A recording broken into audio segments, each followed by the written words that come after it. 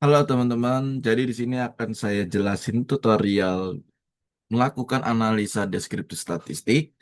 Tapi kali ini statistik deskriptifnya kita akan jauh mengeksplorasi lebih banyak lagi. Nah, ini sih ada contoh studi kasus yang saya lakukan dulu pada saat zaman COVID, UMKM. Di sini ada demografi responden, kemudian ada indikator, ya, ada variabelnya juga. Nah, pertama, kita melakukan deskriptif statistik untuk demografi responden. Caranya adalah klik analyze, deskriptif, setelah itu frequencies. Nah, yang kita masukin demografinya dulu, ya. Kita masukkan ke bagian menu, menu variables gitu. Kita pencet ke kanan, kita pindahin, tinggal oke. Nah, ini kita bisa melihat bahwa untuk usia responden itu lebih banyak di umur 21 sampai 25 tahun. Untuk jenis kelaminnya juga lebih banyak di perempuan, ya. Kemudian di pendidikan juga ternyata lebih banyak di tingkat sarjana dan SMA. Terus untuk omset per bulannya juga rata-rata respondennya dengan pendapatannya kurang dari 1 juta hingga sampai 3 juta ya. Untuk jumlah karyawannya lebih dominan, lebih banyak di 1 sampai 5. Untuk lama berdirinya juga kurang dari 5 tahun. Artinya UMKM-nya baru berdiri, ya kan? Baru berdiri dengan skalanya kecil karena omsetnya juga kecil, jumlah karyawannya juga kecil, terus juga usahanya juga baru berjalan kurang dari 5 tahun. Nah, itu untuk demografi responden. Untuk deskriptif statistik untuk item atau indikator variabel, caranya sama juga. Analyze, deskriptif statistik, setelah itu frequencies.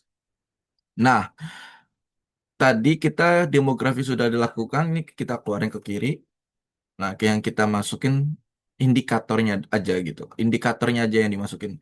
Jadi total variabelnya tidak perlu dimasukin dulu. Nah, ini saya contohin untuk satu variabel. Kita pindahin ke kanan, tinggal oke. Nah, ini contoh untuk indikator. Kita bisa melihat bahwa fenomena responden itu dominan merespon pernyataan kuesioner kita untuk indikator pertama, variabel PI atau Product Innovation, rata-rata lebih banyak menjawabnya di netral dan setuju. Ya, kemudian di indikator keduanya juga lebih banyak di netral dan setuju. Di indikator ketiganya juga lebih banyak di netral dan setuju. Di indikator keempat juga lebih banyak di netral dan setuju. Dan begitu juga di indikator terakhirnya product innovation juga lebih banyak di netral dan setuju. Nah, itu contoh salah satu variabel product innovation dengan indikatornya tersebut bahwa kita bisa menanggapi bahwa rata-rata responden menjawab lebih banyak di netral dan setuju.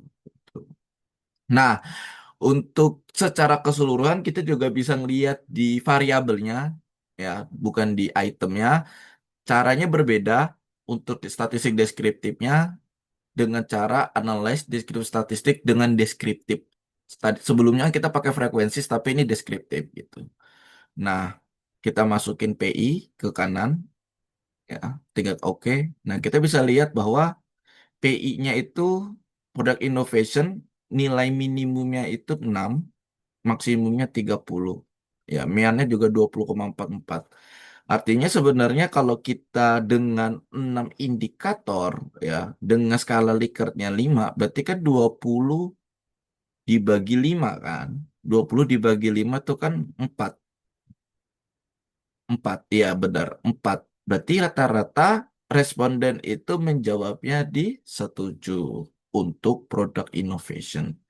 Ya, jadi cara untuk mendeskripsikan variabelnya itu bisa kita gunakan tadi caranya dengan mean, kita bagi dengan Likert-nya, ya.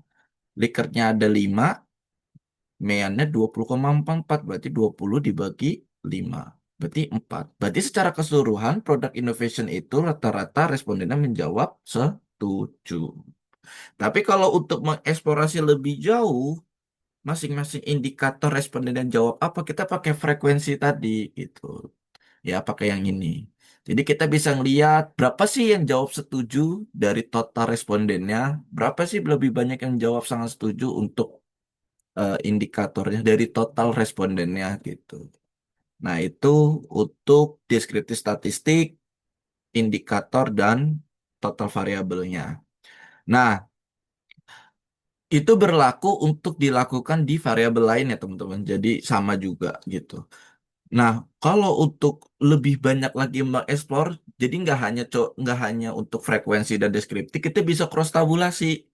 Maksudnya cross tabulasi itu kita akan melakukan cross eh, antara demografi dengan indikatornya. Jadi kita pengen tahu nih indikatornya PI ini, yang pertama ini lebih banyak orang meresponnya 74 itu yang menjawab UMKM dengan skala kecil kah?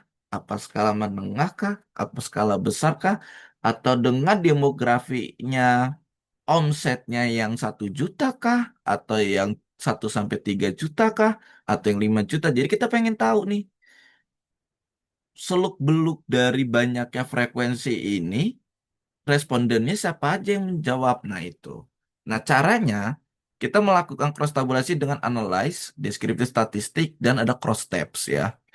Nah, kita pilih kalau untuk raw-nya, kita pilih tadi misalnya kita masukin labanya, laba per bulan, omset per bulannya, ya. Terus untuk di kolom itu kita masukin indikatornya. Nah, kita masukin ke kanan. Tinggal oke.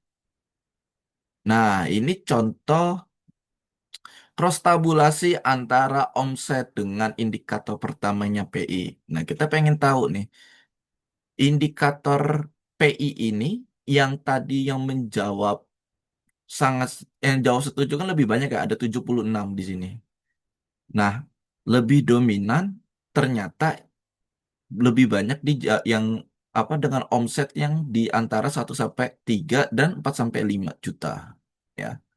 Ini kita bisa ngelihat seluk-beluknya. Jadi frekuensi 76 ini kita bisa tahu bahwasannya respondennya itu lebih banyak yang merespon itu dengan skala UMKM omsetnya itu di antara 1 sampai 3 juta dan 4 sampai 5 juta gitu ya.